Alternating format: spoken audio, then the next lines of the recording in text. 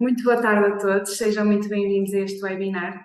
Antes de começarmos, eu gostaria de relembrar alguns aspectos importantes para que esta reunião corra bem. Pedíamos que todos desligassem o microfone e a câmara e sintam-se à vontade para utilizar o chat para colocar as vossas questões.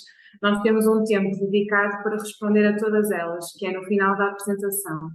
E por último, este webinar será gravado e a gravação estará disponível para todos após o evento. Obrigada pela vossa atenção e gostaria de passar agora a palavra ao Dr. Ângelo Dias. Boa tarde a todos. Antes de mais, quero agradecer aos presentes o facto de terem aderido a esta nossa iniciativa, este nosso webinar em que hoje vamos falar essencialmente do PT 2030, do PRR, diria que de uma forma genérica vamos falar da bazuca, aquilo que hoje muitos dos nossos empresários querem ouvir e perceber as alterações e perceber o ponto de situação relativamente a muitas informações que vão circulando e algumas até contraditórias. Antes de passar a palavra ao Dr. Alberto Ferreira, que é o orador principal deste webinar, gostaria de vos apresentar a Terceira Via, para aqueles que não a conhecem. É uma empresa que está no mercado há cerca de 4 anos, é uma empresa que, no essencial, faz aquilo que nós poderíamos dizer o assessoramento, o acompanhamento da compra e venda de sociedades. Portanto, aquilo que os nossos profissionais, a nossa equipa faz é ajudar numa oportunidade de negócios em que se possa ajudar ou a adquirir um negócio ou, eventualmente, a vender esse mesmo negócio por razões variadíssimas, algumas das quais, como também temos a noção do nosso tecido empresarial, algumas das vezes os nossos empresários com boas empresas, com bons negócios, com boas oportunidades de negócio, não têm seguidores e não tendo esses mesmos seguidores, aquilo que acontece é que na maior parte dos casos fazem com que essa empresa possa passar para outros investidores e para outros stakeholders. Por isso, os nossos serviços situam-se em 5 grandes áreas: a compra e venda de sociedades, portanto, as soluções empresariais, onde, dado o nosso know-how, não só da equipa da Terceira Via, mas de uma equipa muito mais alargada do grupo de empresas que temos e que são cerca de 20 colaboradores, também temos aquilo que chamamos as nossas soluções empresariais e aquilo que diríamos que fazemos o fato à medida. Para além disso, também acompanhamos os negócios, quer nas fusões, quer nas aquisições das sociedades, com reestruturações, com um conjunto de várias nuances que hoje o mundo empresarial nos exige e nos obriga a ter. Fazemos estudos económicos e de mercados para acompanhar exatamente essa transição, para que ela seja suave e ela seja essencialmente uma oportunidade de negócio que se concretize e que seja de sucesso. E também, para além de todas aquelas que já vos apresentei, também temos a área da consultadoria e acompanhamento e gestão de projetos de investimento, que é hoje essencialmente desta área que vamos falar. E, portanto, estando na presença de 34 ilustres participantes, gostaria de vos dar as boas-vindas. Esta é a equipa da Terceira Via, onde, para além da minha pessoa, está a Andreia e a Rita, e que somos aqueles que hoje corporizamos o trabalho da Terceira Via. Estes são os rostos, diríamos, diretos. Depois temos um conjunto de outros colaboradores que no acompanhamento das várias áreas, sejam elas económicas, sejam elas jurídicas, sejam elas de consultadoria das várias áreas, acompanhamos estas mesmas oportunidades de negócio. Sem mais delongas, passo a palavra ao Dr. Alberto Ferreira, que nos irá falar e explanar de forma que eu considero exaustiva, mas tendo em atenção aquilo que é a necessidade de rapidamente e de forma assertiva vos podemos falar de uma área tão importante como é os projetos de investimento, os fundos comunitários, e depois, ao fim, voltarei ao vosso contacto para poder partilhar e ajudar nas perguntas e respostas que iremos colocar ao Alberto, no sentido de melhor podermos esclarecer. Por isso, fico desde já a aguardar as vossas questões, as vossas dúvidas, e no essencial aquilo que pretendemos com este webinar é que possamos dar um pontapé de saída para que possamos ser úteis às vossas empresas, aos vossos negócios, aos vossos clientes, aos vossos stakeholders, de forma a que possam, de alguma forma, responder ao desafio que hoje é desenvolver empresas e desenvolver o tecido empresarial português. Passo a palavra sem mais ao Alberto Ferreira. Obrigado.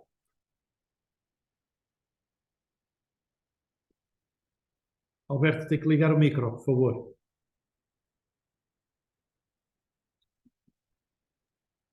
Estão-me a ouvir bem? Boa tarde. Boa tarde a todos, bem-vindos. Penso que agora o som está perfeito e audível. O meu nome é Alberto Ferreira. Obrigado pela vossa presença.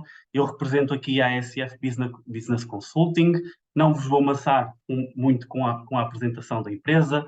Nós somos uma empresa que tem como objetivo ajudar as empresas e outras entidades, sejam empreendedores em nome individual, organizações públicas, a financiarem os seus projetos, o desenvolvimento das suas respectivas atividades através de projetos de investimento. Tipicamente, nós aquilo que fazemos é aplicar a competência da estratégia, tipicamente a estratégia empresarial e as finanças empresariais, para contribuir para o desenvolvimento e implementação destes projetos. Esse financiamento destes projetos de investimento ocorre essencialmente por, diria, 4 vias. A mais atrativa, que muita gente procura, são precisamente os fundos comunitários, os incentivos, os apoios, porque muitos deles, como sabem, são a fundo perdido, o que é extremamente vantajoso para estas entidades quando assim conseguem candidaturas aprovadas. Em alternativa, contribuímos e ajudamos também na otimização fiscal e nos benefícios fiscais ao investimento, que é uma área que tem particular relevância na investigação e desenvolvimento tecnológico, uma vez que em Portugal temos um dos incentivos fiscais à investigação e desenvolvimento mais vantajosos até no âmbito do contexto europeu, que é o CIFID, para quem já ouviu falar, mas hoje não é nosso propósito. E, por fim, quer dizer, temos o tradicional financiamento bancário e depois o financiamento através de parceiros, business angels, private equities, etc., que possam também contribuir para o desenvolvimento dos negócios. E é assim que nós temos ajudado os nossos parceiros, nossos clientes e empresas. Portanto, somos uma empresa que procura aplicar, não somos uma empresa de serviço, somos uma empresa de projeto, procura ouvir as dificuldades, os desafios de cada uma destas entidades e depois procurar soluções personalizadas e adequadas àquele caso em particular. Para hoje, eu vou voltar aqui ao nosso programa. Qual é o desafio para hoje aqui nesta parceria com a terceira via? É fazermos um apanhado, eu diria, um bocadinho generalista, porque o tema dos fundos comunitários é extremamente complexo. Quando entramos com profundidade, nós precisaríamos certamente pelo menos um dia inteiro para o PRR e um dia inteiro para o Portugal 2030, ou para aquilo que é o orçamento de longa duração, de longo prazo da União Europeia. Portanto, o objetivo foi fazer uma compilação dos aspectos mais importantes e dos instrumentos que podem chegar a mais empresas e a mais entidades. Existirão outros, certamente, e, portanto, hoje não vamos falar dos incentivos de nicho, como são os incentivos à investigação e desenvolvimento tecnológico, como são os incentivos específicos para o turismo ou específicos para a agricultura. Vamos falar em instrumentos que estão disponíveis no PRR e no Portugal 2030, que contribuem para a competitividade das empresas, em particular no contexto global, portanto, no contexto de internacionalização dos negócios, na maioria dos casos. Portanto, dentro daquilo que são as prioridades do programa PRR, já vamos entrar nelas, e do Portugal 2030. O desafio que eu vos faço é, quer dizer, caso estejam interessados em conhecer mais, em obter um enquadramento mais personalizado ao vosso caso, não hesitem, entrem em contacto, coloquem questões através do WhatsApp, através do e-mail, portanto, estejam à vontade. Vou então dar início àquilo que é a nossa apresentação, porque temos um grande desafio, que é compilar em 45 minutos estes 2 grandes programas. Só uma rápida introdução naquilo que é o contexto do ciclo de financiamento europeu. Porque nós, desde a pandemia, passamos até de um período de desconhecimento do impacto dos fundos comunitários na nossa vida. Portugal, sempre que existia algum levantamento sobre portanto, quando digo levantamento, é um estudo de mercado junto do público em geral, ali, através da amostragem, dizer, qual é o impacto dos fundos comunitários na nossa vida, no nosso dia-a-dia, no dia-a-dia das empresas e das pessoas. E a nossa taxa de desconhecimento, portanto, a dificuldade que as pessoas tinham em identificar investimentos que contribuem diretamente para a sua vida e financiados por fundo europeu, as taxas de desconhecimento eram muito, muito elevadas em Portugal. Portanto, houve um esforço durante o Portugal 2020 e no final do Portugal 2020 para que este conhecimento fosse alargado. Houve uma exigência tremenda na publicitação dos projetos que foram financiados por fundos comunitários e depois, com a pandemia, portanto, numa altura em que o contexto europeu, a Europa, todo o mundo, mas no nosso universo, a Europa, portanto, em particular Portugal, ficou perante uma crise, seja ela económica e social, foi necessário, quer dizer, lançar aqui um conjunto de programas onde estão inseridos a reprogramação do Portugal 2020. O PRR, como sabem, ou poderão saber, tem duas componentes de subvenções, portanto, apoio atribuído a fundo perdido e de empréstimos, que Portugal decidiu recorrer numa dimensão mínima, como podem ver, e foi uma decisão política. E depois já o planeamento daquilo que é o quadro financeiro plurianual seguinte, portanto, o Portugal 2030, em que ao todo foram prometidas pelo menos, o valor até é superior, 50 mil milhões a injetar na economia portuguesa só através destes três programas, a reprogramação do primeiro e a implementação dos últimos dois. Portanto, 50 mil milhões, nunca Portugal teve a oportunidade, e diga-se, a capacidade de, num período de tempo, aqui vamos falar da década,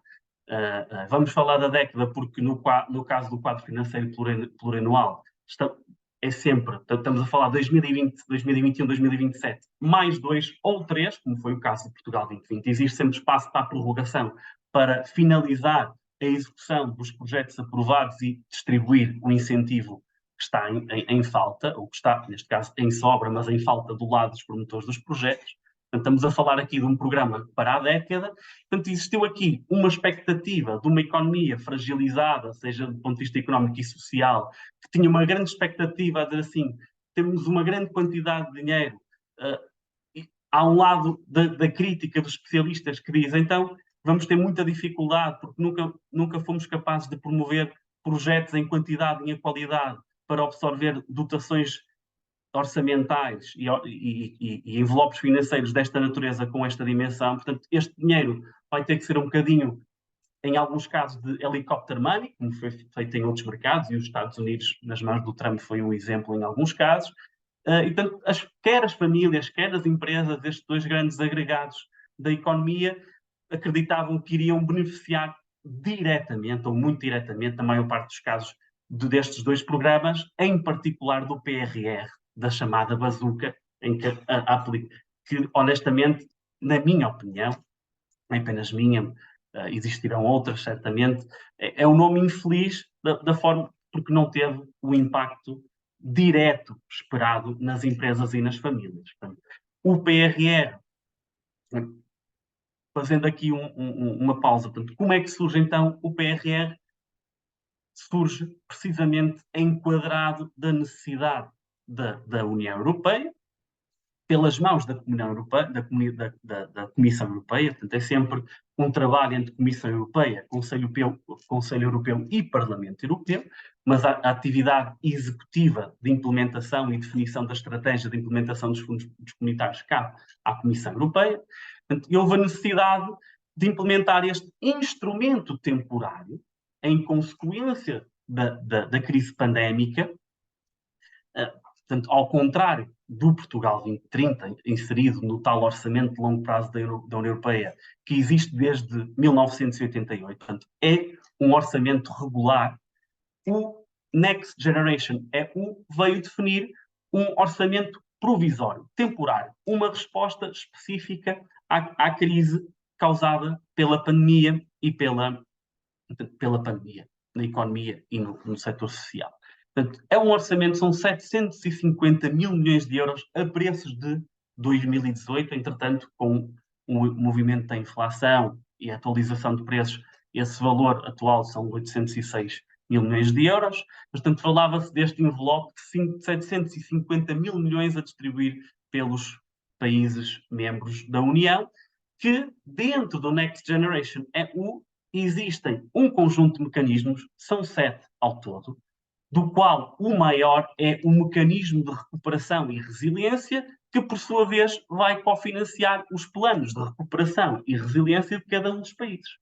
Portanto, estes 16,6 mil milhões de euros do PRR que existem para distribuir na economia portuguesa, quando foi desenvolvido o programa, atenção, que já agora estes 16,6 mil milhões de euros já foram atualizados, e é uma atualização do mês de setembro, há uma reprogramação do programa que adiciona 5,4 mil milhões de euros ao PRR nacional, fruto de um conjunto de programação orçamental, incluindo a evolução do PIB português no período em que o programa foi desenhado e implementado, e uma vez que o acesso aos fundos tinha um elemento de evolução da atividade económica de cada um dos países. E, portanto, há aqui uma repartição do Next Generation EU, que é um programa mais transversal, procura dar respostas também naquilo que é a saúde, a investigação e desenvolvimento, a sustentabilidade, portanto, outros temas que têm fundos específicos para o efeito. No caso do mecanismo de recuperação e resiliência, que já agora estamos a falar de 623 mil milhões de euros, daquilo que é o total dos 750, aí estão os 723 no total dos 806 mil milhões de euros, e que depois dá origem a estes PRRs de cada um dos países da União, que foram desenhados, portanto, com base nos pilares mais relevantes da política comunitária para a década, porque estes pilares já estavam a ser desenhados para o orçamento de longo prazo da União Europeia. Portanto, o objetivo foi, dentro dos mesmos pilares e objetivos, vamos ver que quer o PRR, quer o quadro financeiro plurianual, ou, no caso português, o Portugal 2030, tem as mesmas dimensões. É sempre contribuir para um país ou uma Europa mais resiliente e que possa fazer a transição efetiva do ponto de vista do clima e do ponto de vista da digitalização da economia, dos negócios, em todos os seus domínios, seja do domínio público ou do domínio privado. E, portanto, como podem ver, aqueles 6 pilares relevantes para a política comunitária foram depois traduzidos para o PRR português em 3 grandes envelopes ou também pilares: o pilar da resiliência, o pilar da transição climática e o pilar da transição digital. Depois, como é que ele se materializa? Cada um destes pilares tem um conjunto de componentes. Portanto, no componente da resiliência, vemos as respostas para o reforço do Serviço Nacional de Saúde, da habitação, das respostas sociais, portanto, a criação de novas creches, de novos lares de idosos, de respostas de saúde mental. Nós, em particular em Portugal, temos muitas carências de apoio ao domicílio ou apoio à distância. Portanto, existem aqui o reforço das respostas sociais, o setor da cultura, a capitalização e inovação empresarial. Este é um domínio de interesse para as empresas, porque está lá, por exemplo, a injeção que houve no Banco do Fomento para a capitalização dos negócios e a reestruturação de grandes negócios que entraram em dificuldades muito por causa da pandemia. Alguns já vinham de trás e usou-se essa desculpa para serem salvos, mas isso já é uma à parte. Enfim, portanto, cada uma dessas componentes ou desses pilares tem um conjunto de componentes que materializam as prioridades ou as grandes prioridades dentro de cada uma dessas componentes. Portanto, depois, cada uma dessas componentes está dividida em investimentos. E esses investimentos são depois traduzidos nos tais instrumentos de apoio aos organismos, sejam eles públicos ou privados, ou até mesmo as famílias, como já vimos, por exemplo, no caso da eficiência energética, que estão a ser distribuídos apoios públicos à eficiência energética nas frações autónomas de cada família. E aí, se nos focarmos na transição climática e na transição digital, que são os temas que nós vamos abordar hoje, nós temos, por exemplo, a componente C11 da descarbonização da indústria, e que vamos falar sobre ela, e aí na transição climática é um dos pontos que está orientado para as pequenas e médias empresas e não só, mas o nosso foco hoje é um bocadinho nas pequenas e médias empresas e, portanto, as empresas poderão ir buscar financiar a sua descarbonização através, em particular as empresas da indústria, através desta componente C11 da descarbonização da indústria e mais à frente temos a componente C13 da eficiência energética em edifícios, onde daqueles 610 milhões que estão ali previstos, 70 milhões de euros estão a ser atribuídos para os edifícios de serviços. E aqui estamos a falar do comércio, serviços, onde se inclui o turismo. Ok? Mas já vamos aprofundar. Do lado da transição digital, a oportunidade para as empresas está nas empresas 4.0. Como podem reparar, as outras dimensões estão na digitalização da administração pública. Finanças públicas, justiça, ambiente de negócios, administração pública e escola digital. E, portanto, este PRR está, na verdade, muito montado para dar resposta a um conjunto de questões que, para muitos, o Orçamento de Estado deveria de ser capaz de intervir. Claro que somos um país, infelizmente, pobre, que não consegue dar resposta a todas as necessidades de âmbito social e não conseguimos chegar a todo lado. Portanto, este PRR foi utilizado muito na componente de resiliência, 11,1 mil milhões de euros. E na transição climática e transição digital, onde estão os instrumentos efetivos para as pequenas e médias empresas, e aqui o foco nas PME simplesmente são 99% das nossas empresas, as empresas portuguesas. Portanto, aí esta expectativa que foi gerada, esta banalização dos fundos para toda a gente, acaba desiludida por esta divisão entre os investimentos previstos. Eu tenho ali, já agora, 37 reformas, isto porque o PRR está montado num conjunto de objetivos. As tranches transferidas pela Comissão Europeia para o país dependem de um conjunto de objetivos e esses objetivos não estão diretamente relacionados com a execução financeira do programa, mas sim com objetivos. Portanto, estamos a falar de metas, por exemplo, número de respostas sociais criadas, não é? Número de casas com renda acessível criada, número de novas camas no Serviço Nacional de Saúde. Estamos a falar de metas concretas, muito físicas, ou quando não são físicas, quando são mais abstratas, estamos a falar de reformas, e aqui as reformas têm a dizer, por exemplo, número de leis publicadas no determinado tema. Ok? Portanto, estamos a falar de objetivos concretos que têm que ser atingidos. Portanto, ali as reformas são de um âmbito mais imaterial e que estão, por exemplo, relacionadas com a aplicação de nova legislação. Eu tenho ali o mais 34, mais 11, porque com a reprogramação que existiu do PRR agora em setembro, existiram novos investimentos que foram acrescentados ao programa e novas reformas a implementar. Okay? Eu passaria já para aquilo que eu acho que é o principal interesse para quem assiste hoje este webinar, que é, ok, mas quais são os instrumentos a que eu me posso candidatar? E quando é que eu me posso candidatar e quais as características? Portanto, eu vou começar pela transição digital, por uma questão, quando eu digo urgência, é porque as oportunidades estão a decorrer ou podem surgir. Primeiro caso, vouchers para startups. Portanto, já agora, estas 3 oportunidades estão enquadradas na componente C16, portanto, que nós vimos na Empresas 4.0.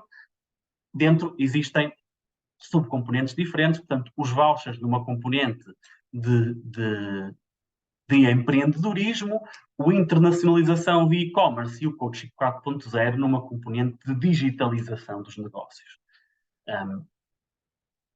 O caso para os vouchers para startups. Os vouchers para startups, se eu tiverem muito rápido, se tiverem alguma dúvida, por favor, intervenham no chat, ajudem também a guiar aqui o webinar da forma mais útil para vocês. Não sejam tímidos nas vossas intervenções.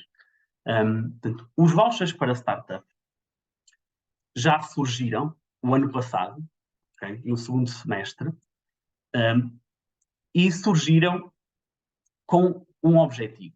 Portanto, financiar startups, e aqui o conceito de startups são sociedades ou atividades que surgiram há menos de 10 anos, portanto é um conceito um bocadinho alargado de startup, em termos de duração ou de maturidade das empresas, e aqui tem mais a ver com a maturidade da ideia. Portanto, o objetivo era para que startups que tenham um projeto nos setores de maior intensidade de tecnologia e conhecimento, ou que valorizam a aplicação de resultados de ID, o que é que isto quer dizer? Existem, já agora, referenciais para quais são as atividades de maior intensidade de tecnologia ou de conhecimento. Esses referenciais existem. Nós depois, da mesma forma que vamos partilhar a apresentação e que vamos partilhar, ou que já estamos a partilhar alguns links de interesse para que possam explorar depois o assunto mais a fundo, se assim o entenderem. Podemos partilhar também aqui estes referenciais da intensidade tecnológica e conhecimento. Portanto, existem um conjunto de códigos de atividade económica, existe um referencial europeu, depois com tradução naquilo que são a legislação de cada país. Nós temos as nossas CAIs, no caso português, portanto, que estão definidos como os CAIs, as atividades de maior intensidade de tecnologia e conhecimento. Aqui, a mais comum nos vouchers para startups foram as empresas de desenvolvimento de software. Okay? Foi aqui, em termos de candidaturas, soluções de software que surgem no mercado e que são inovadoras. Portanto, têm que aplicar resultados de investigação e desenvolvimento, e isso implica, se houve um processo de investigação e desenvolvimento, que a ideia e o produto ou serviço que resultou tem que ser inovador. Se não for inovador, não tem enquadramento. Portanto, temos que comprovar, atenção, o nível de inovação, neste caso, já agora existem 3 níveis de inovação. Existe a inovação para a empresa, existe a inovação para o mercado de atuação da empresa, que pode ser mais do ponto de vista geográfico ou setorial, ou até pode ser a inovação internacional. Destes 3 níveis de inovação, aquilo que importa dizer é que tem que ser novo, não basta ser uma inovação para a própria empresa, porque o objetivo aqui é disponibilizar um novo produto ou serviço inovador com forte componente digital. E isto é outra característica que era essencial. Portanto, eu falo em produto ou serviço, também era possível, quer dizer, o desenvolvimento de modelos de negócio com forte componente digital, mas tipicamente está associado também depois a uma prestação de serviço ou um produto digital. Isto era essencial para o sucesso na obtenção ou enquadramento nos vouchers para a startup. Depois, este produto ou serviço digital, ou modelo de negócio, tinha que ter obrigatoriamente o impacto na transição climática. E aqui estamos a falar na elevada eficiência da utilização de recursos, redução dos impactos da poluição, fomentar a economia circular, produção de soluções energéticas sustentáveis, limpas, ou até mesmo, por exemplo, a implementação de machine learning, inteligência artificial, análise de dados, big data, para encontrarmos soluções mais eficientes e inovadoras com forte componente digital para resolver problemas existentes nas empresas ou na sociedade. Portanto, este projeto pode estar, eu diria, em qualquer uma das fases tipo, uma fase de ainda desenvolvimento do MVP, portanto, do Minimum Viable Product, portanto, ou do projeto piloto. Portanto, podia estar já definido uma tecnologia base, mas que carece de ser testada, carece de ser validada do ponto de vista da sua eficácia. Portanto, era possível financiar quer o desenvolvimento da ideia, quer o projeto piloto, ou estariam já numa fase de ignição ou aceleração, em particular enquadrados num programa de ignição ou aceleração de uma incubadora empresarial. E, por fim, quer dizer, um projeto que já passou pelo processo de desenvolvimento, validação e já está numa fase de arranque e de chegar ao mercado. Existia uma outra característica, é que esta solução teria que comprovar a sua escalabilidade, tinha que ser escalável. E, portanto, isto são 5 pontos extremamente importantes que definem o enquadramento. Aquilo que aconteceu nos vouchers para a startup, já agora, foi que eles foram promovidos como um cheque de 30 mil euros, porque isto é um voucher de 30 mil euros atribuído às empresas, não é um valor muito elevado, mas para um investimento de 30 mil euros representa uma taxa de cofinanciamento efetiva de 100%, portanto, para investimentos obviamente superiores não. Nós estamos a falar de um voucher de 30 mil euros para o desenvolvimento destas ideias, mas foi vendido como, quer dizer, qualquer ideia que viesse promover a digitalização dos processos, muitas vezes apenas para desenvolvimento interno, que podia atingir e obter este apoio. Aquilo que aconteceu foi que menos de 50% das candidaturas aceitas pela Startup Portugal, que é a entidade que está a gerir o programa dos vouchers para startups, menos de 50% foi aprovada. Foi muito próximo dos 50%, mas é um valor até inferior. Portanto, a Startup Portugal recebeu 1.502 candidaturas, um número exato e suficiente para esgotar a dotação orçamental para o primeiro programa, acabou por reprovar metade das candidaturas submetidas. Portanto, existe um excedente orçamental da primeira fase. Porquê não foi feita aqui este papel de rigor no enquadramento dos projetos? E estes 5 pontos, portanto, se tiverem um projeto com estas 5 características, ok, a partir deste mês, é uma questão de dias, podem submeter uma candidatura aos vouchers para startups. O que é que isso significa? Significa que poderão obter um incentivo não reembolsável no valor de 30 mil euros, ok, para um projeto a implementar num período de 18 meses. Estes 30 mil euros são pagos em tranches de 5 mil euros de adiantamento, o que quer dizer que, ao contrário da maior parte dos programas, não é preciso provar a execução de despesa elegível ao longo do projeto apenas no final. Portanto, quando se esgotarem os 18 meses, é preciso comprovar que a empresa investiu aquele montante num conjunto de despesas elegíveis que indicou em sede de candidatura, para que sejam cofinanciados. Portanto, existe o quê?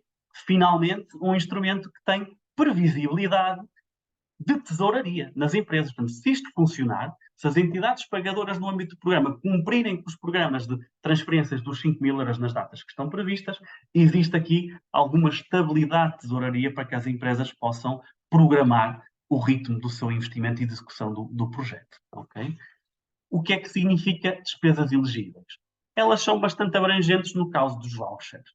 Portanto, o caso dos vouchers, desde custos com pessoal técnico, até ao máximo de 75% do valor dos custos elegíveis. Portanto, destes 75%, automaticamente, 15% deste valor é atribuído também para custos indiretos com a contratação, que não têm que ser especificados em sede de candidatura. O resto poderá ser, portanto, desde despesas com acreditação ou certificação tecnológica dos recursos humanos, aquisição de serviços externos especializados, portanto, de uma empresa que já esteja num processo mais avançado de desenvolvimento, aquilo que pode pretender é, ok, eu estou numa fase de arranque, portanto vou apostar em serviços de marketing e em serviços de consultoria para perceber como é que eu posso arrancar ou crescer neste mercado e utilizar esses 30 mil euros para isso. Ou, no caso, quer dizer, de uma empresa numa fase de desenvolvimento, contratar técnicos especializados em diversas áreas para o desenvolvimento daqueles produtos e serviços E quando diz contratar, na primeira categoria pode ser internalizar esse custo ou subcontratar, terciarizar na segunda categoria. Depois existe uma categoria, quer dizer, outros serviços especializados. Desde que se comprove o impacto direto destes serviços especializados no projeto e na ideia, há aqui maior facilidade de enquadramento.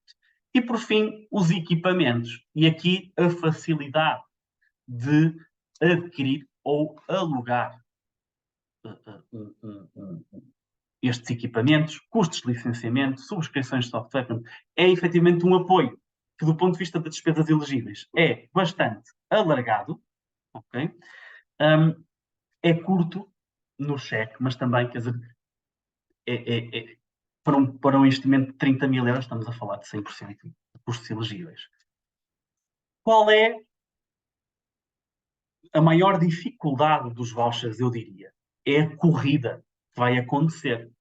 Portanto, os vouchers já estão anunciados para outubro. Desde o final do concurso anterior, e que já lá vão largos meses, já tem vindo a ser anunciada uma nova fase, sem uma data clara, até agora, até às últimas 2 semanas. E o que quer dizer que existem já muitas candidaturas completamente desenvolvidas de fio a pavio para submeter, com alguns ajustes em função daquilo que foi determinado pelo o novo aviso de abertura de concurso, que vai determinar as regras específicas para este concurso. Okay? Mas a dificuldade é a concorrência. Da mesma forma que muitas outras candidaturas, quer dizer, o primeiro concurso, que tinha previsto, já agora, as fases de avaliação das candidaturas eram trimestrais.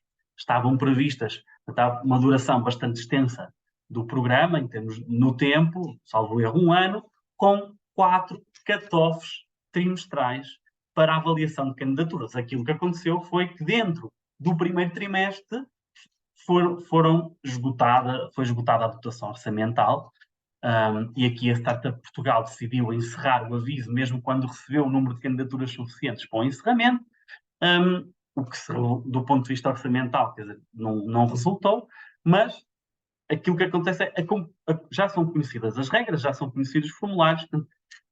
É urgente, para quem tem um projeto com estas características, é urgente enquadrá-lo, desenvolver a candidatura e pensar em submeter. Okay? Porque nós não sabemos, por exemplo, como é que vai ser gerida este excedente de dotação orçamental, se ele vai ser distribuído na totalidade no novo programa, o que quer dizer que os 90 milhões de euros que estavam previstos para a totalidade dos vouchers acabariam por ficar esgotados. Okay? Claro que existem sempre sobras ou há sempre a possibilidade de reprogramação do PRR, de mais uma. Vamos imaginar que traga uma maior dotação orçamental total para esta medida, mas temos que nos precaver e dizer assim, olha, temos uma oportunidade agora que está prestes a abrir, se eu tenho ou se tenho alguém, portanto, um cliente.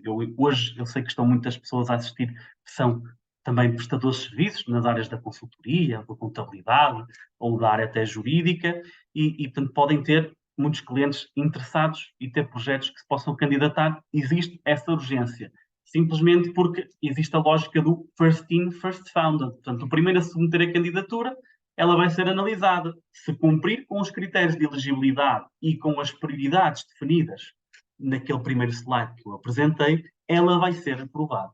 Okay? Eu penso que dos vouchers, não sei se tem alguma questão, mas se tiverem, podemos esclarecê-las mais à frente.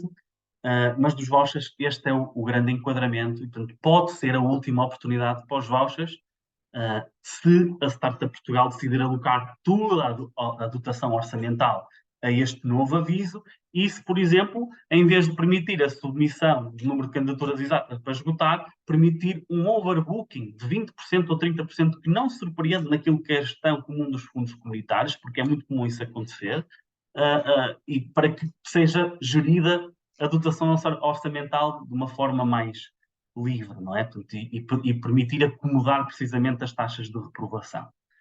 Portanto, isso ainda não é conhecido. O que é certo é que vai existir esta onda de submissões de candidaturas nos primeiros dias, ou nas primeiras 2 semanas, que podem rapidamente esgotar a dotação orçamental do programa. Segunda oportunidade, eu diria, quase em fim de linha. Porquê? O internacionalização de e-commerce, também, portanto, tem aqui o propósito dos modelos de modelos de negócio digitais. Neste caso, tem a ver com o processo de internacionalização das PME pelos canais digitais. Esta medida, da mesma forma que os vouchers já teve um aviso, e vai surgir o segundo, o mesmo acontece com a internacionalização do e-commerce. Aliás, o segundo aviso está a decorrer até 20 de outubro, estamos também há muito pouco tempo do encerramento, mas não deixa de alguém que já tenha um projeto mais ou menos desenhado nesta área, corre o risco do programa encerrar antes do dia 20 de outubro, portanto, vão ter a possibilidade de submeter a candidatura. Esse risco existe sempre, não é? Até porque, já agora, vocês vão perceber que existem 2 modalidades de candidatura para este aviso, e uma delas, a tipologia de diversificação dos mercados, que tinha dotação orçamental que dava apenas para 50 candidaturas aprovadas, é efetivamente pouco, mas honestamente o número de projetos que surgem e que estão habilitados a esta categoria também não foram muitos. Da minha experiência, e eu falei com muitas empresas para esta medida, não foram muitas as empresas já que reuniam quer a maturidade digital, quer a maturidade nos processos de internacionalização para estarem habilitadas a uma candidatura, e já vamos ver como é que isso se prova, mas que se podiam candidatar. Portanto, a modalidade de diversificação de mercados, portanto, para empresas que já têm experiência no processo de internacionalização e, em particular, pela via dos canais digitais, já não tem dotação orçamental, estando apenas disponível alguma dotação, até ver, eu fui consultar, por acaso, o site do IAPMEI e do PRR para validar que o aviso ainda estava a decorrer, porque isso pode acontecer um encerramento antecipado. Portanto, aqui é mais um aviso, aqui neste caso, que não tem a especificidade dos vouchers. Não tem que ser atividades ou projetos enquadrados em setores de grande atividade, o que permite, por exemplo, para o comércio, que raramente é brindado com oportunidades de financiamento nos fundos comunitários. E lembro-me do CREN, portanto, anteriormente ao Portugal 2020, houve o programa, portanto, Comércio Investe, e que depois disso o comércio não tem grandes oportunidades, principalmente o comércio não transacionável, o comércio de âmbito local, não teve mais oportunidades praticamente de financiar a sua atividade através de candidaturas a fundos comunitários. E, portanto, aqui qualquer atividade que pretenda e que tenha a ambição de se internacionalizar pela via dos canais digitais, e aqui tem que existir o quê? Uma lógica de e-commerce numa plataforma própria ou num marketplace, não é? E aqui pode ser um marketplace de generalista, pode ser um marketplace de nicho, em função daquilo que é aplicável à respectiva atividade económica. Mas, isto para dizer que quem tem esta missão e pretende iniciar esse processo de internacionalização pelos canais digitais, ainda tem a oportunidade de se candidatar e de ir buscar o quê? De que é que pode beneficiar? De uma taxa de cofinanciamento de 50% a fundo perdido, incentivo não reembolsável. Há aqui um erro na apresentação, não são 30 mil euros. Neste caso, o projeto permite para as novas exportadoras, que é disso que estamos a falar, portanto, a dimensão de mais mercados está esgotada, pode ser que venha a surgir mais uma vez. Aliás, o plano do PRR previa, inicial, em termos de objetivos, um número de empresas financiadas todos os anos até 2025. Existia um objetivo pelo número de empresas financiadas por esta medida em cada ano, o que criou a expectativa de um aviso por ano. O que é certo é que esta medida também não tem uma dotação orçamental muito significativa, grande parte da dotação foi esgotada no primeiro e segundo concurso. Vamos perceber se há espaço para mais. Mas é possível que venha a acontecer pelo menos mais um concurso. De qualquer das formas, quem está numa fase inicial pode, para um investimento entre 10 mil e 25 mil euros, candidatar para o desenvolvimento da sua loja online, adquirir equipamentos e softwares diretamente relacionados com esse investimento da loja online ou do marketplace, por exemplo.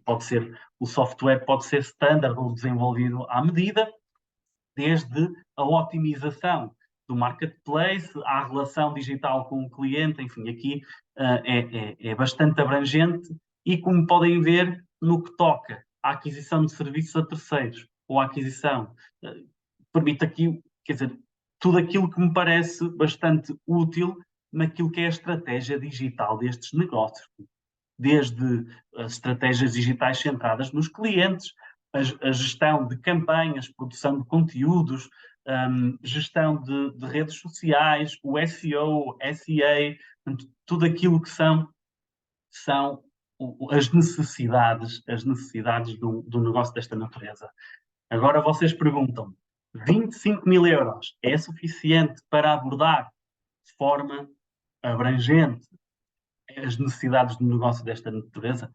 Provavelmente é curto, mas estamos a falar de um investimento que tem que ocorrer num período de 12 meses e que, no caso das novas exportadoras, tem o objetivo de servir de base para este investimento. É um projeto quase de aceleração de uma primeira experiência nesta área, e pode ser, os especialistas na área do marketing, e alguns também estão a assistir, em que poderão aqui também emitir o que é que pode ser feito com 25 mil euros num projeto de internacionalização.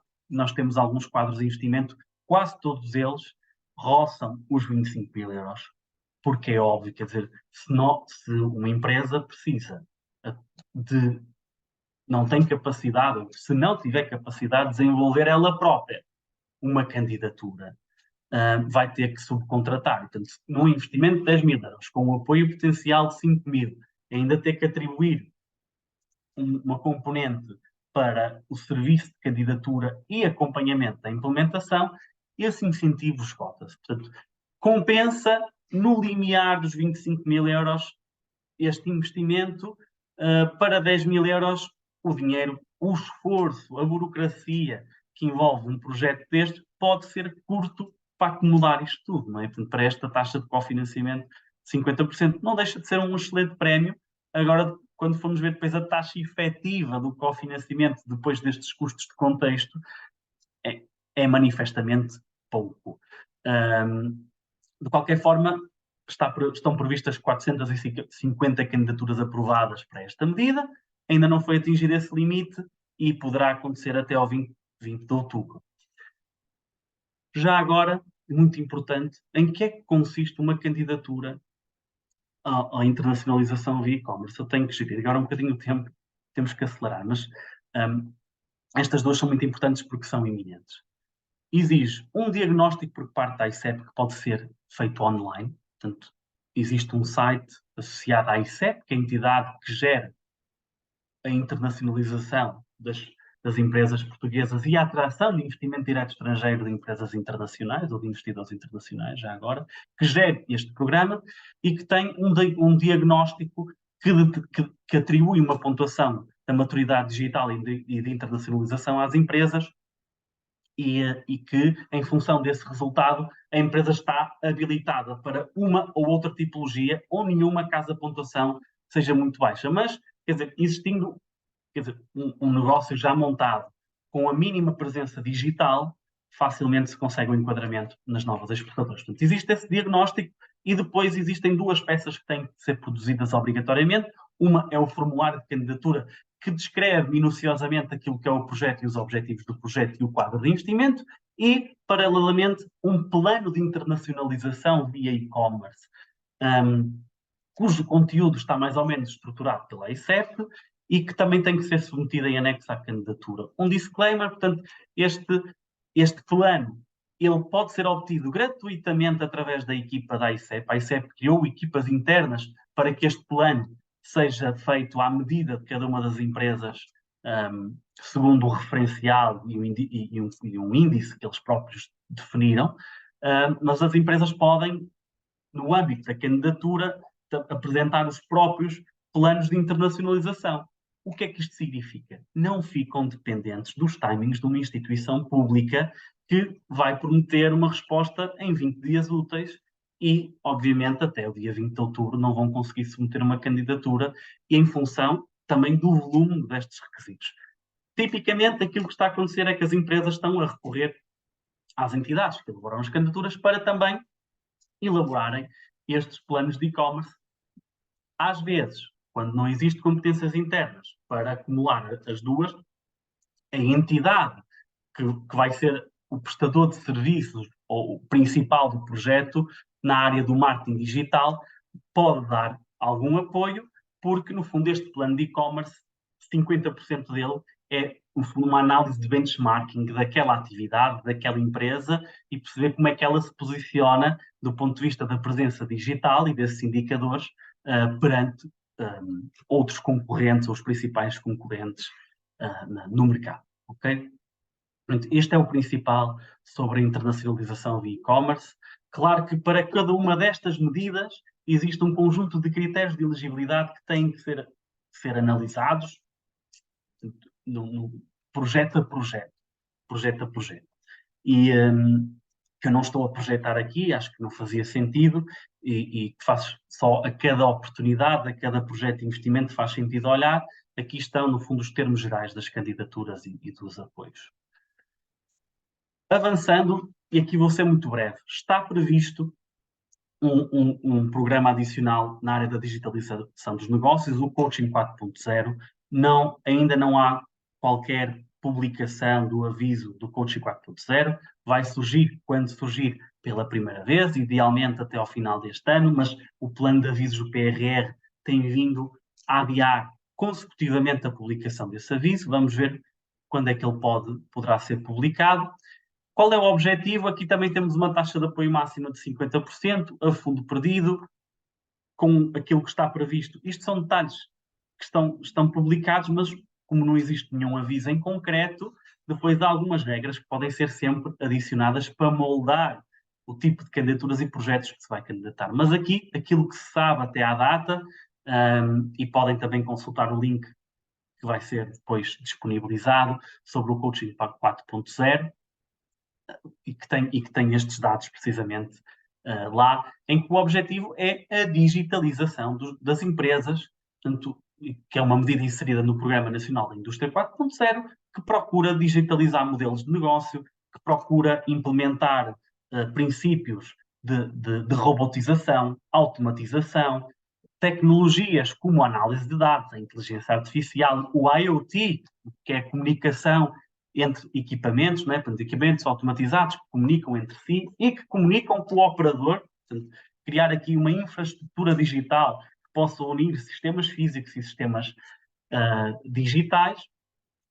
Enfim, existem muitos outros chavões que eu poderia atirar, mas no fundo desenvolver processos e competências organizacionais para a transformação digital da forma de operar das organizações. Muitas das despesas elegíveis vão incidir muito sobre a subcontratação de consultoria especializada de inovação e, por exemplo, de técnicos em universidades que possam implementar um conjunto de inovações nestas áreas nas empresas. Okay?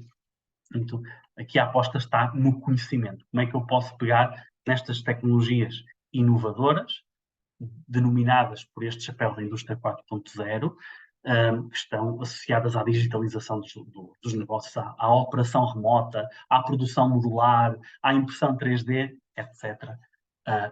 E como é que eu posso adaptá-las à minha atividade de forma a que eu ganhe vantagens competitivas e produtividade, e temos sido bombardeados pela baixa produtividade em Portugal, portanto, é expectável que estas inovações venham representar um incremento de produtividade nas organizações. Assim terminamos a componente da transição digital. Com licença, eu vou só beber um bocadinho de água.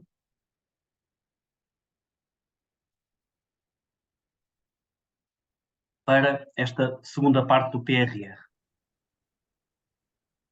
Alberto, só pedir alguma brevidade, porque o nosso tempo está quase a esgotar-se e ainda gostaria que tivéssemos a oportunidade de colocar as dúvidas. Obrigado. Com certeza. Eu vou avançar e o desafio era grande e eu não sou capaz de esclarecer muito pouco sobre as coisas, tendo a ser excessivo e depois atropela um bocadinho o tempo. Mas, rapidamente, descarbonização da indústria, eficiência energética em edifícios de serviços.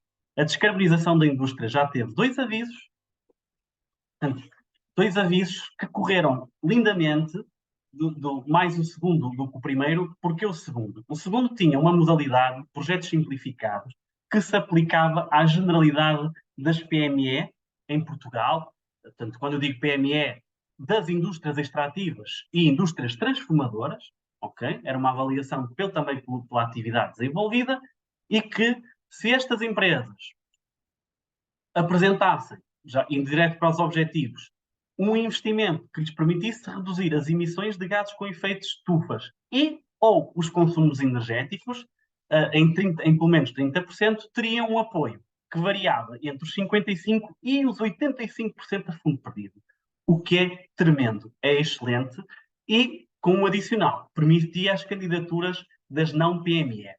Temos 2 modalidades. Qual é a diferença principal? Porque depois este é um aviso que é bastante complexo, entre as duas. A modalidade A era um regime mais simplificado, em que a taxa de cofinanciamento, ao abrigo do chamado regime de mínimos, permitia um cofinanciamento com um máximo de 200 mil euros para a descarbonização da indústria. E esta taxa de cofinanciamento, por exemplo, num projeto de 100 mil euros, o apoio era de 85 mil euros. Ou seja, vamos imaginar que para empresas localizadas, para micro ou pequenas empresas localizadas na região norte, vamos supor, reuniam um conjunto de majorações que lhe permitia passar dos 55 para os 85. E, portanto, aplicação direta ao investimento elegível. Vou dar um exemplo concreto.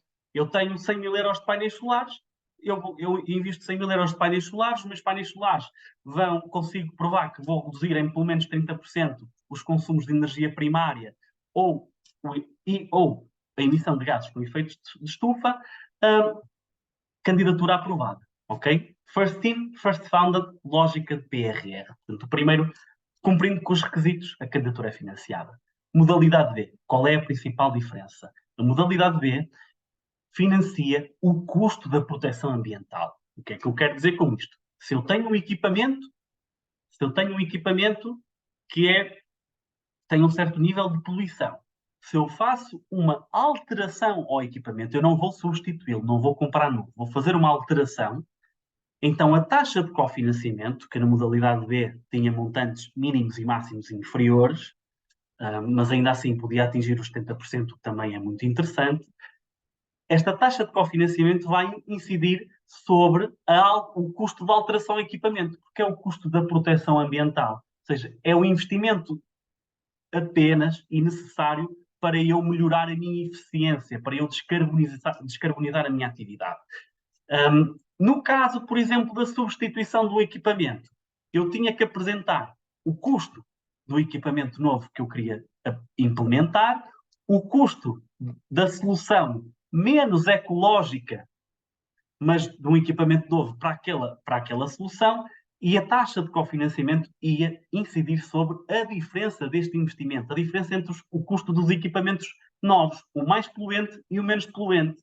Isto é o custo da proteção ambiental. Era a diferença entre as duas tipologias, a principal, como também, quer dizer, o incentivo máximo que se podia obter, que num caso era 200 mil euros, na segunda tipologia o limite era muito, muito superior e portanto, permitia que as grandes empresas conseguissem fazer investimentos de 2 milhões, 3 milhões, 4 milhões de euros na descarbonização das suas atividades. Não está a decorrer, o aviso está encerrado, é desconhecido quando é que possa voltar a surgir, mas vai voltar a surgir.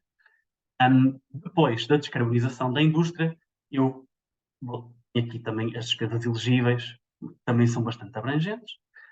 Eficiência energética em edifícios de serviços. Também era oportunidade para as empresas do comércio e dos serviços terem uma taxa de cofinanciamento de 70% a fundo perdido para terem aqui a redução de 30% do consumo da energia primária nas suas atividades. Como é que isto se comprova? Auditoria energética ao edifício e certificado energético ex ante para que depois seja feito o certificado ex post e comprovar as poupanças introduzidas. Ok? Mais uma vez, estou aqui a falar de uma intervenção bastante alargada, envolvendo opaca envidraçada, intervenção em sistemas técnicos, produção de energia com base em fontes renováveis, eficiência hídrica inclusiva e algumas ações em materiais que têm a ver com as auditorias energéticas, precisamente os certificados energéticos e auditorias e consultoria nestas áreas que pudessem ser, implementadas no projeto. E aqui é o que eu tenho a dizer. Este aviso, os resultados, este aviso já tem 1 ano de candidaturas. Os resultados ainda estão a ser publicados. Houve muitas candidaturas. As aprovações têm surgido aos poucos. O aviso começou com uma dotação de 20 milhões, foi reforçada para 40 milhões. Existem, ao todo, 70 milhões para esta medida e vamos tentar perceber agora, à medida que as candidaturas vão sendo aprovadas, se estes 70 milhões vão ser alocados a esta primeira fase ou se vai sobrar dotação orçamental para um novo aviso da eficiência energética nos edifícios de serviços, um aviso futuro, seja por esta via, portanto, por um excedente orçamental que resulta das candidaturas da primeira fase ou também consequência da reprogramação do PR. Portugal 2030, e prometo, vou ter que ser mais célebre, Portugal 2030. Portugal 2030, como eu disse inicialmente, faz parte daquilo que é o orçamento de longo prazo da Comissão Europeia, que é aprovado pelo Conselho Europeu e pelo Parlamento Europeu. Tem, neste caso, as mesmas preocupações que os pilares que foram tidos em conta para o PRR. Estamos a falar de resiliência, transição climática e digitalização. Isto implica, portanto, resiliência, pessoas e coesão. E aqui sim, quando falamos do Portugal 2030, falamos na coesão entre territórios, seja entre as regiões NUTS 2 portuguesas, seja as regiões portuguesas em comparação com as outras sub-regiões no contexto europeu. Portanto, atribuir mais fundos às regiões menos desenvolvidas. E o objetivo é que haja convergência destas sub-regiões no contexto nacional, obviamente através do Portugal 2030, e no contexto europeu, através do Programa para a Europa 2030. E, portanto, aquilo que está enquadrado no quadro financeiro plurianual, nós vamos falar do Portugal 2030, mas falta aqui, por exemplo, os apoios para a agricultura, que não vamos falar hoje, mas que também tem um programa específico para o mesmo horizonte temporal, e outros. Como é que está organizado o Portugal 2030, para além destas agendas que têm um conjunto de prioridades? Está organizado em 12 programas operacionais, que são, no fundo, os organismos que gerem os envelopes financeiros que vão aplicar para dar resposta a estas agendas e aos objetivos específicos de cada agenda. Sendo que depois cada um destes programas vai beneficiar dos os chamados fundos europeus, não é? Que são os fundos estruturais europeus de investimento, são o FEDER, o FSE, o FEAMP, etc. Mas que eu até tirei aqui da apresentação para não entrar. E esta questão que eu tenho aqui vai facilitar a apresentação porque resume No caso de Portugal 2030, quem são os beneficiários dos principais instrumentos? Quando eu falo em os principais instrumentos, há competitividade. Os produtores de bens e serviços transacionáveis que tenham uma estratégia de internacionalização, seja ela exportações diretas, exportações indiretas, ou seja, eu estou integrado numa cadeia de valor internacional através de um parceiro nacional, mas eu sei que a minha produção vai ser depois, no fundo, exportada pelo meu parceiro, não é? Pelo meu cliente. Portanto, estou a exportar indiretamente e consigo comprová-lo através da intensidade exportadora do meu cliente, ou substituição de importações. Ou seja, eu vou passar a produzir um produto ou um serviço em que a balança comercial portuguesa apresenta um déficit claro. Aqui tem que existir uma estratégia de internacionalização.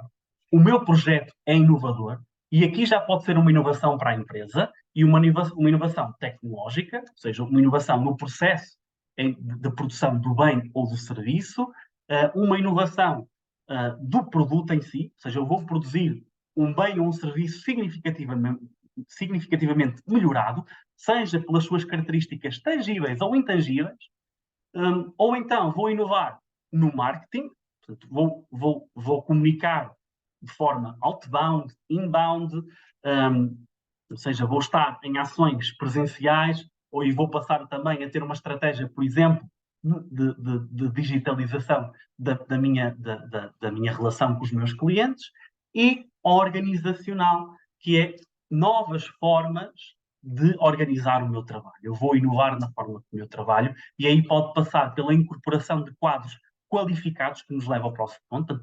A incorporação a criação de emprego líquido qualificado, licenciados, mestres, doutorados, é uma forma de inovação organizacional, é uma forma de incrementar a inovação na forma como eu me organizo, como eu trabalho internamente, mas como também pode ser a incorporação de software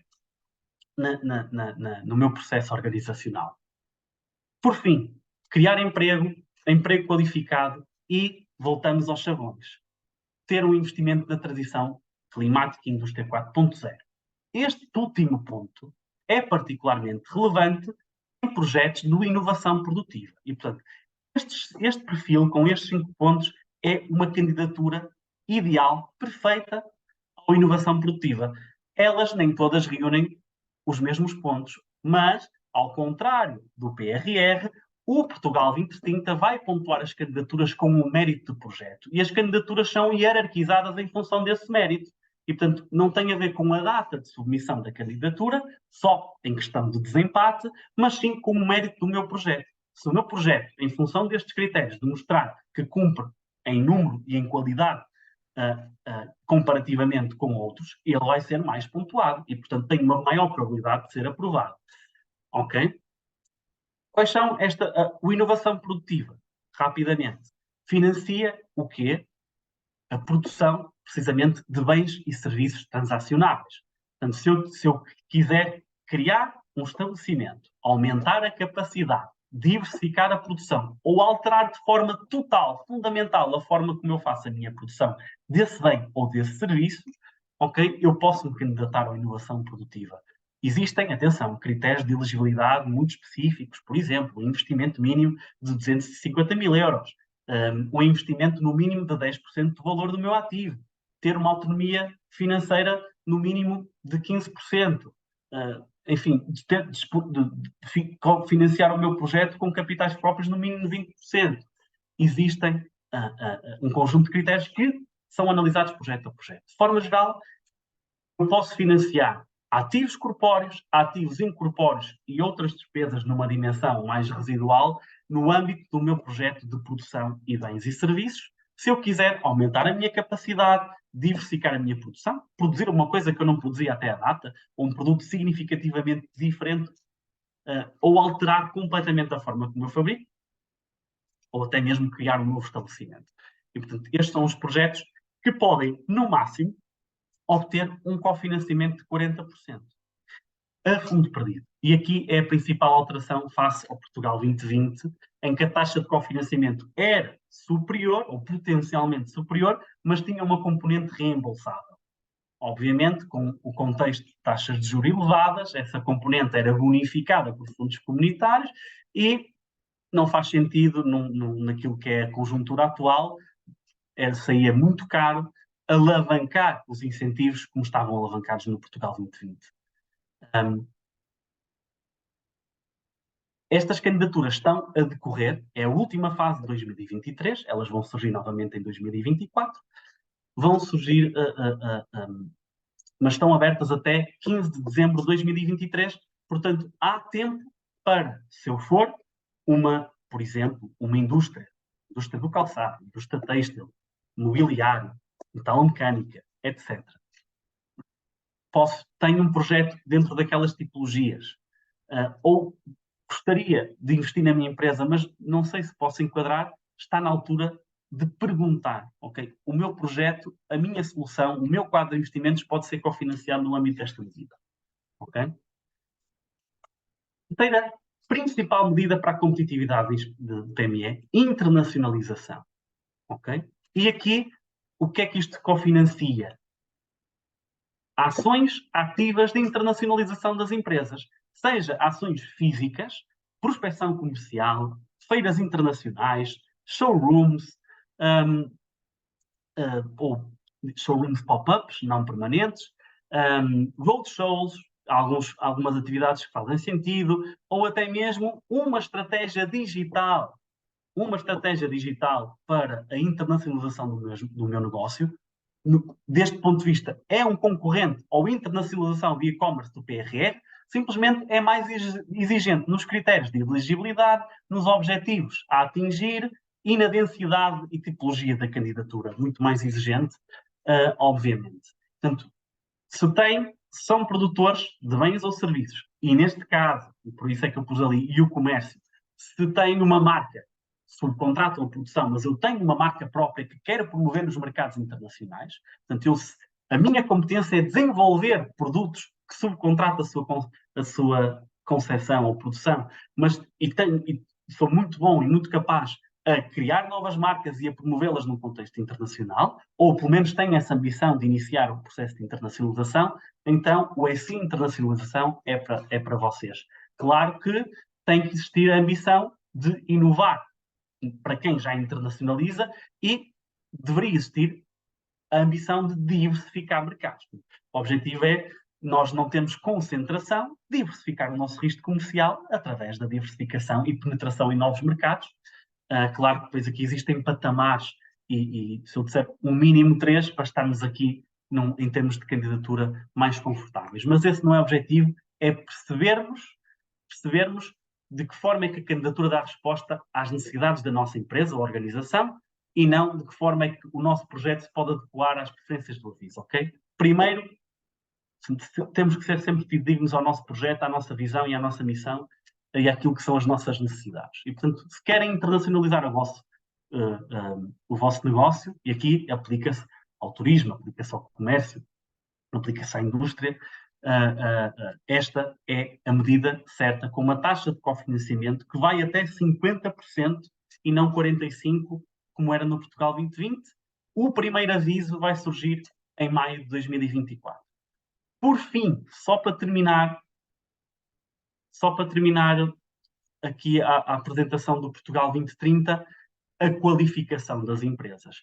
E este é um incentivo que está de mãos dadas com a internacionalização, ou seja, o objetivo é a competitividade dos mercados internacionais, o objetivo é ele ser mais competitivo no mercado global, mas em vez de financiar ações ativas de internacionalização, eu vou-me capacitar do ponto de vista da minha organização, das minhas práticas de gestão, do meu ecossistema digital, que tipo de software é que eu preciso para digitalizar os meus processos, a minha forma de gerir, a minha forma de distribuir, tanto a área de distribuição e logística, a concepção de novas marcas e o reforço das minhas capacidades de design. Portanto, eu vou, por exemplo, ter um software extremamente elaborado que me permite conceber produtos em 3D ou simular protótipos ou produzir um processo de amostragem mais realista que me permite até desenvolver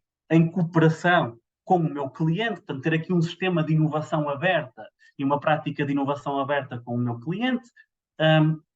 Enfim, é uma área que me permite, por exemplo, certificar, obter as certificações que eu preciso.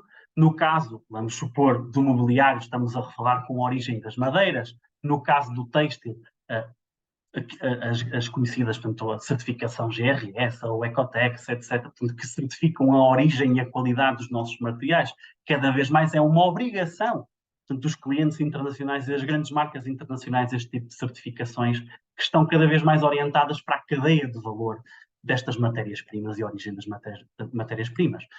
Só mais um exemplo. Desenvolvimento da engenharia de produtos, serviços e processos. Portanto, se eu quiser, por exemplo, montar um laboratório interno que não está relacionado com a minha atividade produtiva, mas sim para uma área mais de desenvolvimento e de testes, desde que não sejam despesas correntes da empresa, já existentes, isso aplica-se a todas as modalidades, eu também posso investir. Proteção de propriedade intelectual. Se eu estou a inovar, como é que eu me posso proteger? Não é? Portanto, que tipo de registro europeu é que eu posso proteger para registar as minhas inovações, sejam elas de modelos, de software, ou tecnologia, ou coleções. Okay? Portanto, e estas são as principais medidas. Aqui a taxa de cofinanciamento também é 50% não reembolsável. A duração do projeto é sempre no máximo de 24 meses, com algumas exceções em que é possível prorrogar por mais 12 meses, com algumas penalizações das taxas nas despesas elegíveis. Okay? E também a qualificação vai surgir entre maio e agosto de 2024, segundo o plano anual de avisos, que foi publicado esta semana, segunda-feira. Por fim, portanto, eu queria só dizer rapidamente, quer dizer, existem mais apoios, vão surgir mais medidas de apoio às PME? Absolutamente que sim. Portanto, estas três são as três medidas para a competitividade nos mercados globais que estão disponíveis desde que eu trabalho na área, desde o CRE, no Portugal 2020 e agora no Portugal 2030, já são 3 quadros comunitários que nos têm acompanhado de forma mais ou menos igual, evoluindo, obviamente, em consoante as prioridades nacionais e europeias. Precisaríamos de muitos mais webinars para abordagens mais setoriais, como a investigação e desenvolvimento, o turismo, a agricultura, o tema do empreendedorismo, a formação, a criação de empresas, enfim, muitos outros temas. O próprio Portugal 2030 vai ter mecanismos para cofinanciar a eficiência energética e ou a descarbonização e também a economia social. Por exemplo, através do programa de Portugal Inovação Social, que tem uma segunda versão, também ela brilhante. E vou terminar na esperança de que tenha sido o mais claro possível dentro das limitações do tempo que temos. Mas penso que o objetivo foi cumprido. Digam, por favor, de vossa justiça. Obrigado, Alberto, pela excelente exposição. Gerir tudo isto, toda esta informação que é imensa, no tempo que estava destinado, nós também tínhamos a noção que seria quase impossível, mas ficou aqui, ou está aqui, um cheirinho daquilo que é a panóplia e a imensidão das possibilidades que as empresas têm e que os empresários podem dispor. Eu queria antes de passar a palavra à nossa plateia para poderem colocar as questões no chat de uma forma rápida. Não vi nenhuma questão inserida, mas gostaria de devolver exatamente a palavra à plateia, ligando os vossos micros e ligando as vossas câmaras, se assim entenderem, e colocarem questões para que elas possam ser respondidas. Alguma questão ou alguma dúvida que possa ficar um pouco mais para a frente, vão surgir os contactos e, portanto, também poderemos proporcionar alguma reunião presencial ou à distância para algum esclarecimento mais específico. Mas, contudo, gostava de devolver as palavras e agradecer desde já os 45 participantes no webinar e então coloco exatamente à vossa disposição essa possibilidade de colocarem as perguntas. Avance o primeiro, por favor. Não precisa ser tudo ao mesmo tempo, naturalmente.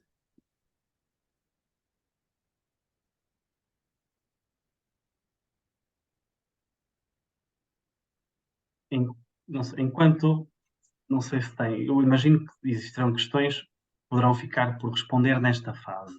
Mas então, tenho só aqui duas, enquanto pensam nas questões, eu queria só terminar por fazer um conjunto de recomendações.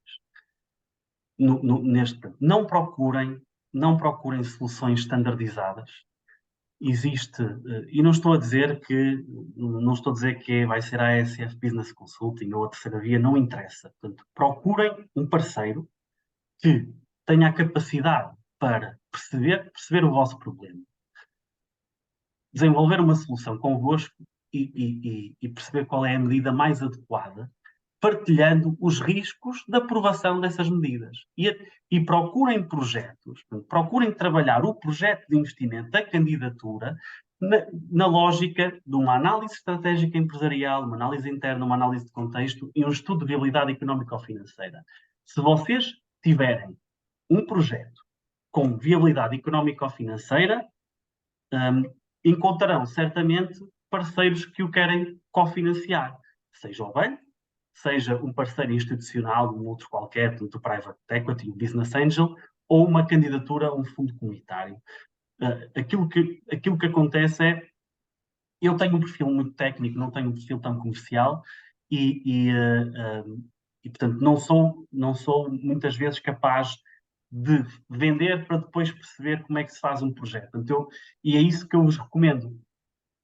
Identifiquem o vosso problema, as vossas necessidades, desenhem uma solução, orçamentem a vossa solução e depois de terem isso, está na altura de perceber como é que ela pode ser cofinanciada, quais são as soluções. Encontrem um parceiro que seja capaz de entrar nos diversos timings, seja na fase inicial, quer de identificação do problema, seja numa fase final em que vocês já identificaram o plano que querem implementar e estão à procura apenas do cofinanciamento, ou aquilo que acontece muitas vezes nas PME é que nós temos um CEO, um diretor, um gerente que muitas vezes está a fazer de tudo um pouco e que precisa de um gestor de projeto para implementar aquele projeto. E muitas vezes não há um tomador de projeto na empresa e a candidatura até pode ser uma candidatura de sucesso, mas pode sofrer fragilidades na sua implementação por falta do tomador de projeto interno. E aí é algo que eu acho que a indústria da consultoria nos fundos comunitários não oferece e é um posicionamento que a terceira via e a ACF querem ter neste mercado, é o mercado de gestor de projeto. É dentro da empresa, assim, eu não tenho tempo para ir orçamento, para pedir 3 orçamentos, vamos pôr um exemplo ridículo, mas que consome muito tempo. Diz assim, eu quero fazer isto, preciso de 3 orçamentos para cada uma destas rúbricas para o projeto, para comprovar que estes investimentos estão a acontecer em condições normais de mercado, concorrenciais, que é sempre necessário e que nunca é feito esse trabalho. O consultor, não é, há de apresentar, pode estar em condições para desenvolver esse trabalho. Se for um consultor muito especializado na vossa indústria, melhor ainda. E que pode até contribuir com sugestões de novas tecnologias que estejam a ser desenvolvidas e com que já se cruzou noutro tipo de projetos e que podem até incorporar o vosso projeto de investimento, dando resposta à vossa necessidade em concreto. E, portanto, não caiam no risco. Eu sei que isto pode ser um pouco contraditório com a questão da urgência em submeter candidaturas, principalmente no PRR, no regime de First In, First Founded. No Portugal 2030, estas 3 medidas que eu apresentei em particular, mais as medidas de investigação e desenvolvimento tecnológico, têm um caráter de previsibilidade. Nós sabemos que elas vão acontecer pelo menos uma vez por ano até 2027. E isso permite dar-nos a segurança, a estabilidade que nós não temos noutras áreas, não é? Portanto, não temos na política fiscal, não temos estabilidade na política da habitação para quem investe em imobiliário, por exemplo. E, portanto, no Portugal 2030, temos alguma estabilidade em saber que estes instrumentos vão estar disponíveis pelo menos até 2027, uma vez por ano, sendo que, obviamente, no final do quadro, os avisos costumam ser mais raros ou com menor dotação ou mais exigentes na aprovação, porque a dotação orçamental não está tão disponível, não é tanta. De qualquer das formas, esta estabilidade destes avisos e de outros que podemos ter a oportunidade de falar em novos webinars, que eu espero que aconteçam, caso o vosso feedback seja extremamente positivo no nosso questionário. E, portanto, utilizem esta previsibilidade a vosso favor e façam um planeamento conveniente e recorram da disponibilidade de consultores que estão consultores de projeto e não de produto e de serviços. Eu quero é vender uma candidatura. Não, eu quero um projeto em que eu acredito e que posso entrar pela porta da frente da empresa nos próximos 10 anos para implementar novos projetos e ver aquela casa a duplicar ou triplicar de tamanho.